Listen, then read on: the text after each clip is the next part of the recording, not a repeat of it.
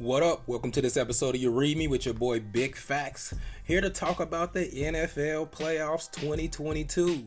Man, this has been an exciting weekend of playoffs. Since the second round? The first round, you had some blowouts. Semi-conference rounds now it's probably the best weekend in football, as we talked about on Phone Maruski last episode. But this weekend didn't miss either, man. You had the 49ers going against the Rams. You had Joe Burrow and the young Bengals going against the powerhouse Chiefs with Patrick Mahomes. And I can say that neither one of these matchups turned out like I wanted to. I'm kind of mad at myself because I really wanted to pick the Bengals.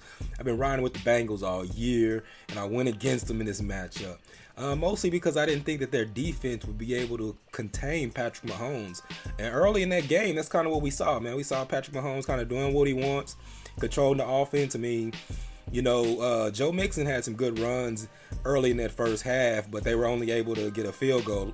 But you saw Patrick Mahomes break and contain, Tyreek Hill making big plays. You even had McCole Hardman making big plays. Kels did what he did. All three scored a touchdown in the first half, right? So it's 21-3. And then the Bengals, show some heart. They come back. They make a good, gutsy drive. Samaje Perine, OU boy, Boomer Sooner, runs it into the end zone and make it 21-10. It felt like a momentum shift, but then you had the Chiefs get the ball back with a minute, move the ball all the way down to like the 2 or 3 yard line.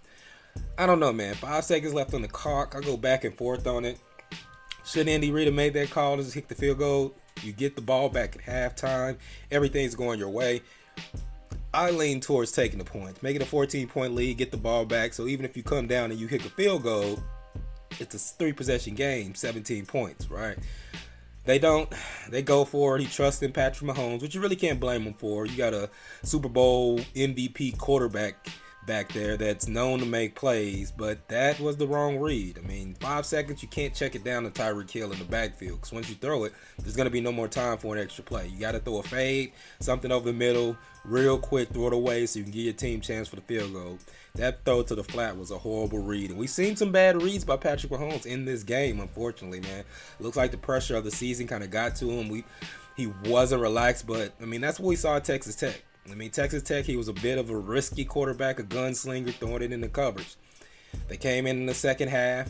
Bengals start off with a stop, move the ball down the field, get a field goal. But then that Bengals defensive line stepped up. And if you look in the first half, the Bengals defensive line was getting pressure on Patrick Mahomes. They were just letting him break contain. Second half, they kind of fixed that. They were getting pressure on him. They were getting to him. They knocked the ball up in the air, was able to get a big interception to set them up close to the red zone.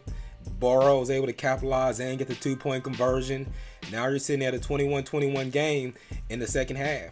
Bengals defense played excellent in the second half. Excellent. They held this powerhouse Chiefs offense to 3 points in the second half. That's incredible, right?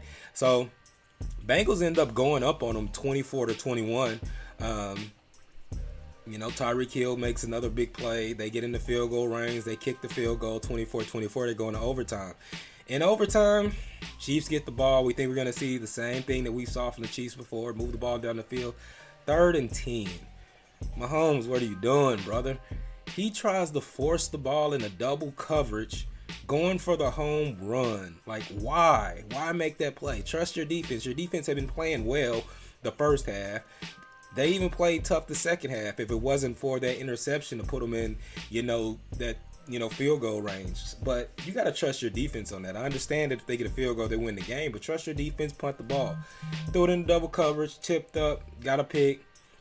Joe Mixon was able to make some big runs, get them back in field goal range, and the Bengals are going to the Super Bowl. Shout out to Jamar Chase. Shout out to Joe Burrow. This is going to be a good tandem to come. Their defense looks solid. I love Logan Wilson out there. You still got T. Higgins. You got Boyd. This is a good team. Mixon, Perine. Shout out to them, man. But on the other side of that, they're going to be facing the LA Rams. And look at that game. The Rams played the San Francisco 49ers. The 49ers been dominated the Rams. I think that they hadn't beat them in the last 6 matchups. I know for sure Jimmy G is 6-0 against them. And the Rams are just a tough the 49ers are just a tough matchup for the Rams. And we saw some of that same thing.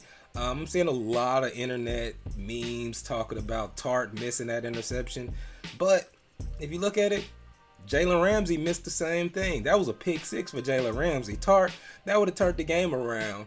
But Jalen Ramsey, that was guaranteed pick six if he catches that ball. So if the 49ers end up winning that game, then the meme you would have been seeing with Jalen Ramsey.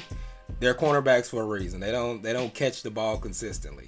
But on the same thing with that Tart play, if Stafford throws that ball the right way, that's an easy touchdown for Van Jefferson. I'm really not sure what's wrong with Stafford, why he couldn't get it out there. That was way too far to the middle. I don't know if it was just miscommunication, but Tart definitely should have caught that ball. But this was a tough game between both teams, man. You had Cooper Kupp, who's unstoppable. He's definitely the MVP of the league this year. You had Odell Beckham showing that he's not washed. Both receivers go over 100 yards. But, man, shout out to Cooper Kupp, man. Cooper Kupp was just been dominant all year. He was dominant. This game was no different. I think he had like 10 catches, 134 yards. He was just unguardable. You know what I mean? And got him in the field goal range. Once the 49ers went up 17-7, it kind of felt like all the momentum was going in the 49ers direction. George Kittle just catches that ball in the third quarter. Late in the third quarter, we think, oh man, are the Rams going to be able to come back from this? And you see Aaron Donald huddle everyone up, talk to him, and from that point on, Aaron Donald, Von Miller, and I can't remember number 91's name, but they were dominant the rest of that game, man. They shut down that third down conversion when they tried to do the fullback sneak. They got pressure on Jimmy G consistently, knocking the ball down.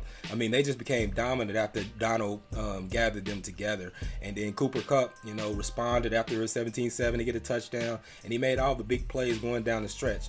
I touched on that Tart situation. Everybody's talking about Tart, but Tart's not the problem.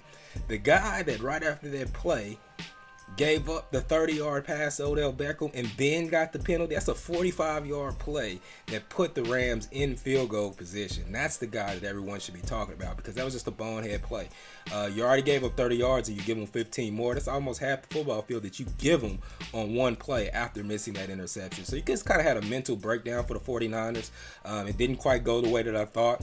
The Rams are going to the Super Bowl against the Bengals. It should be a great matchup. You got Matt Stafford going against the young Joe Burrow. You got Kupp going against Jamar Chase. You got these defenses playing against each other. Let me know who you think is going to win, man. This has been this episode of You Read Me with your boy Big Facts. Peace. Now that's big facts. You read me?